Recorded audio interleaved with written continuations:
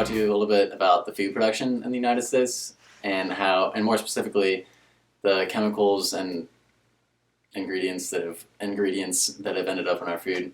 The vast majority of our food production is controlled by big business. I think 10 food companies control about 90% of our food production and packaging and supplying.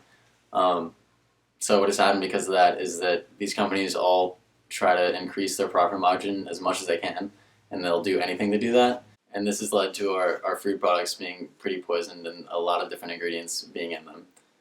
And why do I even have to say food products now? Can I just say food?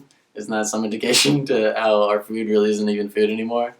So, for example, under the label of natural flavoring, it's possible that there's castrum, which is a yellow secretion from the castor sacs of a beaver, which is in the hind parts, which is pretty gross. But that's not even that bad considering that there's other chemicals that aren't even labeled on our food and are way worse to our health. Castrum's gross, yeah, sure, but there's these other chemicals that we can't even pronounce the name of, and they're proven to cause sterility, cancer, and birth defects, and a number of different things.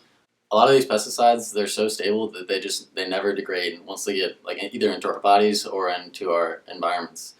PCBs, polychlorinated benzenes, they've been found in every fish that they've been tested for, and ever since they've been produced. So even though we can't see the effects of these necessarily right now in all cases, there's a lot of cases where we have seen them. I don't understand why we're letting the corporations and companies just poison our world and our bodies like this. So my advice for you right now is to make sure that you're trying to buy organic as much as possible, that you're reading labels, and as a general rule, if you can't pronounce the ingredient in the food, then don't buy it because it's probably not very natural.